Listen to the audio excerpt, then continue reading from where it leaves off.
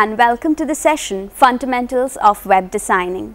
Today we'll be discussing mechanics of web design and browser.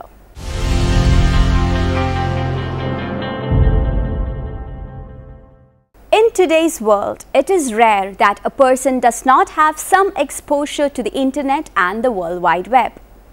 Many of us have not only used the internet but have also created web content in some form or other. A website is the medium through which viewers can access information or purchase products over the internet. Today, a website is undeniably essential in order to succeed in most fields. Moreover, the competition and nature of the corporate world makes it crucial for any business to enhance its presence on a global basis. Website design is a broad term that encompasses a wide variety of tasks, all involved in the formation of web pages. The significance of web design and its impact on the web is a globally accepted fact these days. Presentation of a website is a fundamental factor that the developer or owner must dwell on. The content in your website should be accessible in an organized and professional-looking manner. The site should also have good content full of relevant information and enough functionality to entice visitors. Now let us look at considerations in web design. First is planning. The first step in the creation of an effective website is the planning phase. Planning helps save time and money as well as helping to reduce the stress of the project. After the planning is complete, the implementation of the strategy is a fairly straightforward task. Next, layout principles. In order to create effective graphic designs, you need to understand a few basic visual design principles. These principles, when properly applied to your web designs, will facilitate your designing of outstanding web content. When someone first accesses your website, you have only a few seconds to attract and hold her attention. If you fail to do so, he or she will not stay to enjoy what you have so painstakingly created, but will instead find some other website more to their liking. On a web page, you should try to design in such a way that the most important things occur on the first screen full of information if your page is longer than one screen. Vertically scrolling to see additional information is considered acceptable, but horizontal scrolling is not. Things that should be placed on the first screen of a home page might include the name of the site, the primary message, an indication of what the site is about, navigation features to get to other parts of the site, and other information that is important for the site visitor, including addresses and telephone numbers, etc. Every page has a mathematical center. This is the point midway from top to bottom and left to right. The mathematical center is, however, not necessarily the focal point of the page. When your eye first encounters a new page, it naturally falls on a place above and to the left of mathematical center. The exact location is not as important as the principle behind it, but the optical center is located approximately 3/8 from the top of the page. You should take advantage of this natural aid and use it as the focal point or orientation center of your pages. If an element chosen for this location can stop the viewer, you are on your way to achieving an effective web page. Always remember that different demographics of users use the web in different ways. Design with your target market in mind. Next, let us look at organization. Users don't read, they scan. Users search for some fixed points or anchors which would guide them through the content of the page. Next is effective writing. The web is different from print. Adjust the writing style to users' preferences and browsing habits. Long text blocks without images and keywords marked in bold or italics will be skipped. Exaggerated language will be ignored. Next, Typography tips for the web. Good typography depends on the visual contrast between one font and another, and the contrast between text blocks and the surrounding empty space. Limit the number of fonts you use. Add extra space between lines. Tweak letter, word and line spacing in your headlines. Serif font for headlines and sans serif for body copy. Use proper characters. Stop using straight quotation marks, straight apostrophes. Color. With colors, you can set a mood, attract attention or make a statement.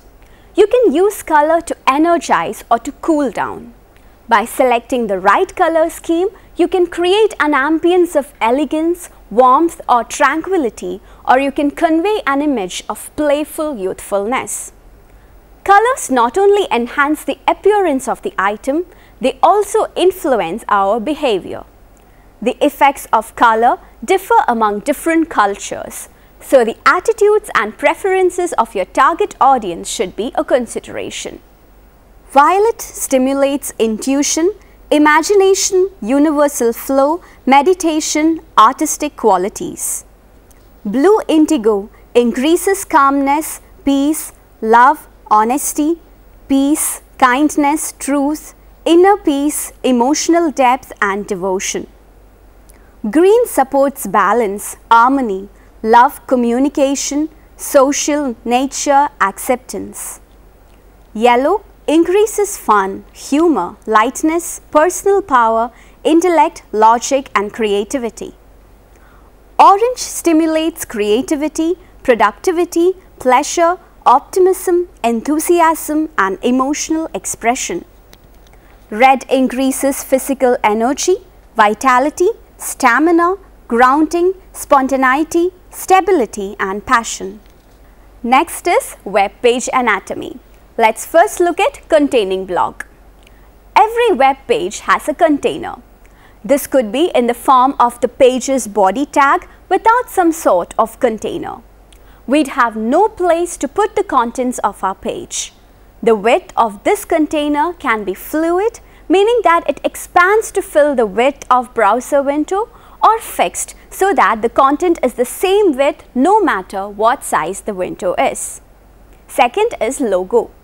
When designers refer to an identity, they are referring to the logo and colors that exist across a company's various forms of marketing, such as business cards, letterhead, brochures, and so on. The identity block that appears on the website should contain the company's logo or name and sit at top of each page of the website. The identity block increases brand recognition while informing users that the pages they are reviewing are part of a single site. Next is navigation. The foremost objective of any website is to enable web users to read the stories of their interest with minimum number of clicks. This involves building a site where each section is clearly defined. The sections are organized hierarchically, with the most relevant sections getting the best display. All stories within a section are hyperlinked. Web users can navigate to new sections from any web page. Web users can return to the home page from any web page, and there is minimum clutter on the website. It's essential that the site's navigation system is easy to find and use. Users expect to see navigation right at the top of the page. Whether you plan to use vertical menus down the side of the page or a horizontal menu across the page, the navigation should be as close to the top of the layout as possible. At the very least, all main navigation items should appear above the fold. What is above the fold? The fold, as many designers call it, is where the content of a page ends before users scroll down. This metaphor is derived from the fold in a newspaper. If you look at the cover of a folded newspaper, most of the headlines and the biggest news appear in the top half, so that the most important news items can be seen at a glance when the newspaper is folded. The location of the fold on a web page depends on the browser dimensions and user screen resolution. Next, navigation bar. The navigation bar is a critical design tool, and great thought goes in deciding the links that should form part of navigation bar and the order in which these links should appear. The web editor has three choices. First, display section links in alphabetical order. Second, based on content availability. Third, based on content popularity. There are two ways in which a navigation bar is placed on a web page. First, it is placed as a vertical navigation bar, and second as horizontal navigation bar. Now let's look at left column navigation. Regardless of whether we are talking about liquid or fixed width layout design, the left column navigation format is a time-honored standard. The layout of the Porsche site pictured in the following figure is a classic example of this configuration. A layout featuring left column navigation is a safe choice for most projects. Now, right column navigation. If you are going to restrict your main content to one side of the page, it's more widespread these days to push it to the left, placing navigation, advertising, and subsidiary content on the right. This is an especially common configuration for news sites, social networks, and websites with expansive navigation schemes that are unable to be contained within a simple top navigation. Ultimately, the decision on whether to put a navigational column on the left or the right is a judgment call that's really about the amount and type of content you have to organize. Now, three-column navigation. The typical three-column layout has a wide center column flanked by two diminutive navigational columns. Next is content. Content is king. A typical website visitor will enter and leave a website in a matter of seconds. If visitors are unable to find what they are looking for, they'll undoubtedly close the browser or move on to another site. It's important to keep the main content block as the focal point of design so that visitors can scan the page for the information they need. Footer. Located at the bottom of the page, the footer usually contains copyright, contact, and legal information, as well as a few links to the main sections of the site. By separating the end content from the bottom of the browser window, the footer should indicate to users that they are at the bottom of the page. Next, white space. The graphic design term white space or negative space literally refers to any area of a page without type or illustrations. While many novice web designers and most clients feel a need to fill every inch of a web page with photos, text, tables, and data, empty space on a page is every bit as important as having content. Without carefully planned white space, a design will feel closed in like a crowded room. White space helps a design to breathe by guiding the user's eye around a page, but also helps to create balance and unity. Now, we look at the principles of web design. First is balance. In a figurative sense, the concept of visual balance is similar to that of physical balance. Just as physical objects have weight, so do the elements of a layout. If the elements on either side of a layout are of equal weight, they balance one another. There are two main forms of visual balance: symmetrical and asymmetrical. Symmetrical balance or formal balance occurs when the elements of a composition are the same on either sides of an axis line. Asymmetrical balance.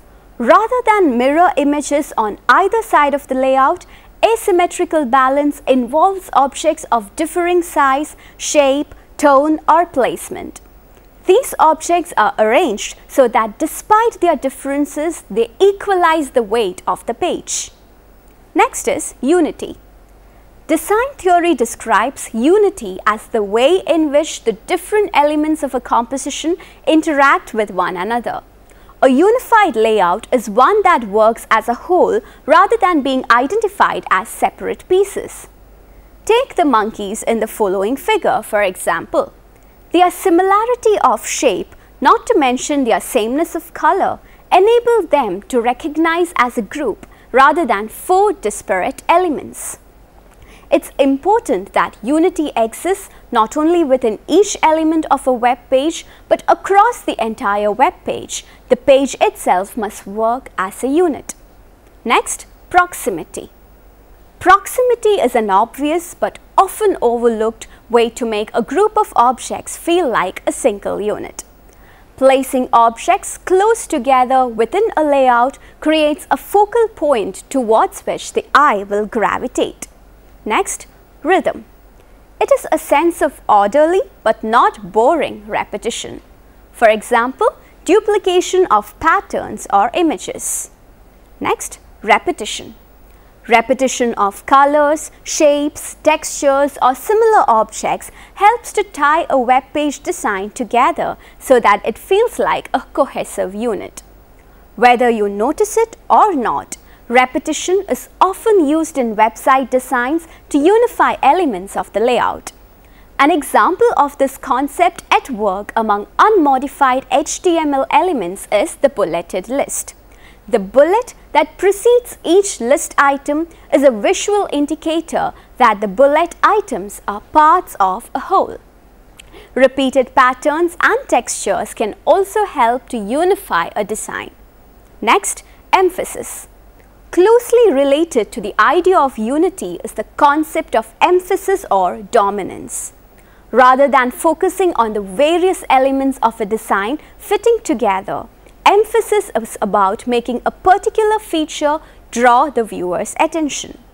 When you design a web page layout, often you'll identify an item in the content or the layout itself that you want to stand out. Perhaps it's a button for users to press or an error message for them to read. One method of achieving such emphasis is by making the element into a focal point. A focal point is any element on a page that draws the viewer's eye rather than just being part of the page as a whole or blending in with its surroundings. Next, placement. Although the constraints of practical web design do not often allow for it, the direct center of a composition is the point at which users first look and is typically the strongest location for producing emphasis. The further from the center an element is, the less likely it will be noticed first. On the web, the top left corner of the page also tends to demand a lot of attention for those of us who read from left to right. Remember that many languages like Hebrew and Arabic are read from right to left and scan a page from top to bottom. Next is continuance. Continuance is one of the most common methods that web designers use to unify a layout. By default, the left edge of headings, copy and images placed on a web page from a vertical line down the left side of a page before any styling is applied. A simple way to make additional use of this concept is to align elements to the lines of your grid. This creates multiple lines of continuance for your visitor's eyes to follow down the page. Next, isolation. In the same way that proximity helps us create unity in a design, isolation promotes emphasis. An item that stands out from its surroundings will tend to demand attention. Next comes contrast. Contrast is defined as the juxtaposition of dissimilar graphic elements and is the most common method used to create emphasis in a layout. The concept is simple. The greater the difference between a graphic element and its surroundings, the more that element will stand out. Contrast can be created using differences in color, size and shape. Let's look at the Twitter homepage in the following figure. Next is proportion. Another interesting way of creating emphasis in a composition is through the use of proportion. Proportion is a principle of design that has to do with differences in the scale of objects. Unequal proportions are pleasing to the eyes. This explains why the rectangle is a popular shape for lots of news stories. If we place an object in an environment that's of smaller scale than the object itself, that object will appear larger than it does in real life and vice versa. This difference in proportion draws viewers' attention to the object as it seems out of place in that context. Creating emphasis in your design isn't just the key to making your call to action stand out. It's also how we move a viewer's eyes across the page. By giving elements a descending level of emphasis, you can suggest an order for visitors to follow. Now let's look at harmony. Is the use of similar line weight, shapes and tones so that they match well and are pleasing to look at. Next comes screen resolution. In comparison to the fixed versus fluid debate, the argument about designing for particular screen resolutions has been quite tame these past few years. When designers say that a site is designed or optimized for a particular screen resolution, they are actually talking about the resolution of the viewer's monitor. These days, it's a given assumption that desktop browsers display at least 1024 × 768. Even the majority of netbook computers have a 1024 × 600 or higher resolution. For that reason, 960 pixels has become the de facto width for most web design projects. Monitors still keep their browser window set less than 1024 pixel wide so they can see other applications they are running. The other reason is line length.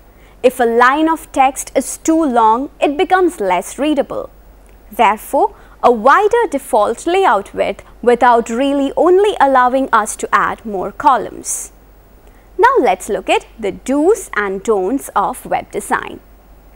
Don't use image backgrounds. They reduce readability. News reports should not run beyond 2 screens. There should be no horizontal scrolling of text. Column width should not exceed 600 pixels. Make sure that the sitemap is properly hyperlinked. Make the navigation bar simple. Say no to fancy navigation buttons. Web visitors should know where they are on the site. All pages should have the same look and feel.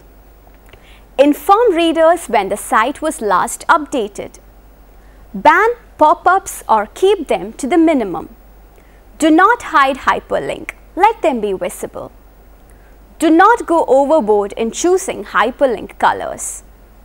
Provide the option to turn off animated graphics.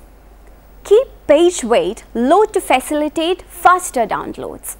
Avoid using paragraphs set in bold or all capital. They make the page look ugly. Do not underline text that is not hyperlinked. It's misleading. Place labels on graphics. Ensure that page design is compatible with all browsers. Make sure that thumbnail image is not too large. Now let's look at web server. A web server is a computer system that runs software to allow people to look at the web pages stored on it from their own PCs. A web server is simply a computer program that dispenses web pages as they are requested. It is a program that uses HTTP, that is Hypertext Transfer Protocol, the most important protocol used on the internet, and it enables movement of hypertext files across the internet to serve the files that form web pages to users in response to their requests, which are forwarded by their computer's HTTP clients. A web server plays as a server on the web.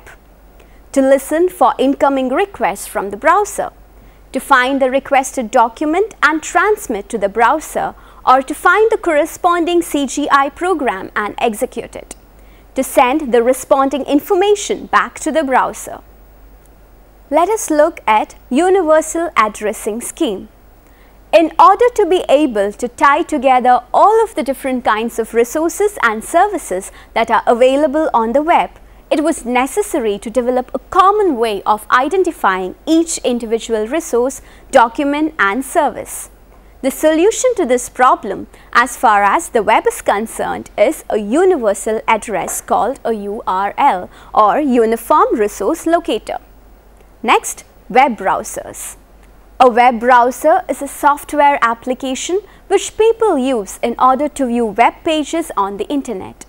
It is for retrieving, presenting and traversing information resources on the World Wide Web.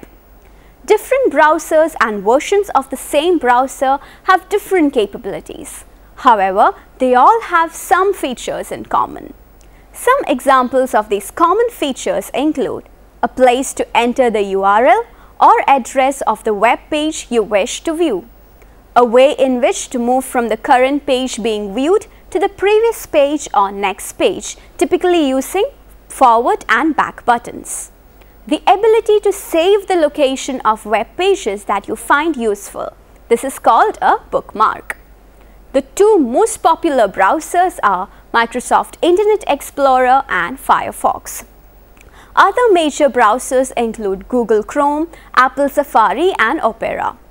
While most commonly used to access information on the web, a browser can also be used to access information hosted on web servers in private networks. Address bar. Browsers have an address bar that shows the web address or URL of the page you are on. To go to a different page, you can type an address in this address bar and then press enter or return. Search bar. Most browsers have a built-in search bar performing web searches.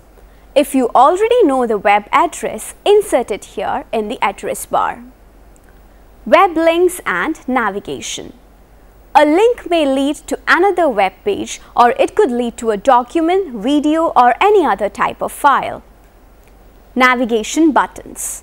The back and forward buttons. After you click on a link, you might want to go back to the previous page. You can do this using your browser's back button. Once you have pressed the back button, you can press the forward button to follow the link again. The refresh and stop buttons. You can use the refresh button, sometimes called reload button, to tell the browser to load the page again. Well, there are some instances where you don't want to use the navigation buttons. For example, when shopping online, you shouldn't refresh the page after purchasing an item, as it could cause you to purchase the item twice. Next, bookmarks. If you have found a page you'd like to go back to later, you can add it to your bookmarks, sometimes called favorites. Bookmarks make it easier to find a page later on. Instead of having to remember the exact web address, you can just scroll through your bookmarks until you see the name of the page. How to add a bookmark? In Internet Explorer, you can add a bookmark by clicking Favorites and then Add to Favorites in the drop box. Other browsers are similar, but they may use different wordings. Tabs. Tabs are designed to make browsing more convenient. You can open as many tabs as you want and they'll stay in the same browser window instead of cluttering up your desktop with multiple windows. To open a link in a new tab, right-click on the link and a box will open. Click Open in a new tab. The wording may vary from browser to browser. How to open a new tab? You can open a new tab and start a new search by clicking the plus button in Firefox. In Explorer, the little square at the end of the address bar is for new tabs. New tabs allow you to leave a page open while you search for other things. You click on the different tabs to move from one open page to the other. Preliminary functions of web browser. A web browser is used as a client on the web to support the following functions: to process users' requests, to connect to a web server using URL information, to send the request to the server, to format the responding information from the server, to display the formatted information as a document. Now, let us look at the summary of this session. Today, we are living in a global village and World Wide Web has become a part of our daily lives. The www merges the techniques of network information and hypertext to make an easy but powerful global information system. It presents any information accessible over the network as part of a seamless hypertext information space. In fact, the web is an architecture which will also embrace any future advances in technology, including new networks, protocols, object types, and data forms. Day by day, millions enter into the world of Internet as users. So there are many areas that should be considered while designing a web page. Web browsers are rapidly changing these days. A professional website design requires logic, creativity, artistic sense, and foreseeing. So consider these all while designing your new websites. Now here are some assignments for you. Describe the different kinds of navigation bars, their advantages and disadvantages. Prepare a chart detailing the different steps involved in designing a website. Prepare a note on prominent web browsers. Highlight their differences and history. Study the privacy policy posted on any two Indian media sites and bring out important points. How is a website cost determined? Describe the different costs involved in setting up a website. Some references and web links for you. Exploring the Art and Technology of Web Design by R.A. Anderson, published at Clifton Park in 2006. Graphic Communications Today, 3rd edition, written by T.E. Conover, published by West Publishing Company at St. Paul's in 1995. Spinning a Website, Analyzing the Textual Strategies of a Web Page, written by A. Cranny Francis. Professional Web Design, Techniques and Templates, written by C. Escher, published by Charles River Media in 2004. Web Design for the Mass Media, written by B. Kovark, published by Allen and Bacon at Boston in 2002. And now the web links: www.howtobuildwebsite.com, www.webdesigntutsplus.com, www.firstwebdesigner.com, www.whatismyipadaddress.com, www.techterms.com. Thank you for watching this session. See you next time. Until then, bye.